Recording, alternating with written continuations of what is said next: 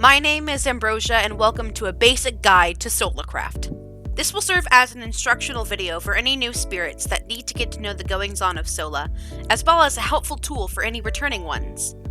Honestly, I'm tired of giving the rundown to everyone all of the time, so it's best to just make a video that I can hand off to people. This is Solacraft, or Sola for short. This is my home. There are about 5 known autonomous beings on Sola, and each has a distinct set of personality quirks. To be completely honest with you, I can't really give you an unbiased opinion of everyone, but I can try my best. First off, there's me, Ambrosia. I go by literally any derivative of the name as long as you're calling me something. You can use any pronoun to refer to me, and I'm a phantom cook. Yeah, I, like you, am dead. I'm not quite sure how old I am, but I know I've been dead for quite a while. I have a complicated relationship with Cyrillin, but they're the person I've known the longest. I like science, helping people out, and golden apples, and I dislike conflict, the sun, and lying. Next up is Kiris, who is a Blazeborn rogue. I'm not quite sure what exactly being a Blazeborn entails, but I know that they can walk through lava and come back stronger. Being a rogue means that they're sneaky, and it's hard to see them coming up to you quickly. They use they-them pronouns and are around 20 years old. They like hiding, gold, and menthy, who we'll talk about next, and they dislike black apples and water. But menthy obviously doesn't count. Speaking of menthy, she's a Merling warrior, which means not only does she have to be underwater most of the time, she's also incredibly strong. She uses she/her mostly, but goes by he/him as well. She's 21 years old and has been friends with Kiris and Eds the longest. To be honest, she seems pretty sheltered, but still, she's cool. She likes pearls and general opulence, family and Kiris, and dislikes responsibility, sponges, and spider eyes. He says that they're way too similar to berries with none of the tastiness. Eds is the resident catboy and cleric. He uses he/him pronouns and is around 20 years old.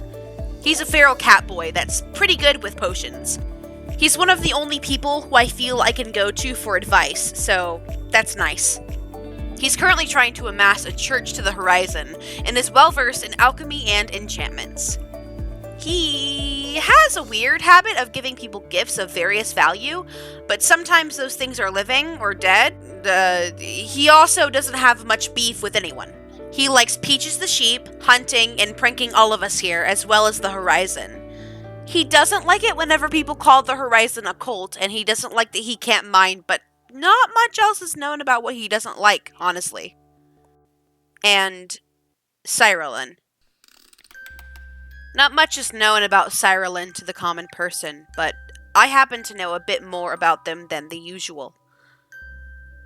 The first, pretty obvious part is the fact that they use they/them pronouns and are 23 years old. You'll hear people calling them Syra, and they don't mind it. I guess I would say the closest person to them would be me. They're usually very reserved and formal unless you cross a line, then they get really short. Not in height, but in personality. They like stories, dances, researching overworld culture, and they dislike water, killing Endermen, villages, and the Nether. If I remember correctly, they said that they like it for travel, but the heat and the constant threats make it ultimately not fun to be in. They also, well, they like black apples. Let me explain. So, there's a lot of tension with Cyrillin and Kiris. I had mentioned this earlier, but there are these things called black apples that Kiris doesn't really like, but Cyrillin, for some reason, wants a bunch of. At one point, I was told to hide them from Cyrillin, but I ended up telling them anyway. So I guess you could say I started a fight? They're cordial towards each other, though I'm not quite sure if that's just Cyrillin being normal or not.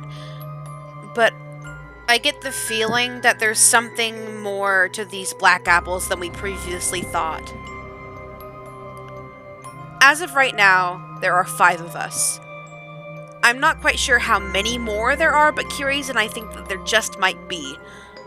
So, just recently, we sent out a message in the middle of a forest, asking whoever might be nearby if there's anyone else out there. I don't know. I believe that there are others. It can't just be us. This place is so vast, and we've only covered just a small portion of it. And that's pretty much all you need to know, basically. Have fun roaming the place. I look forward to seeing you all very, very soon.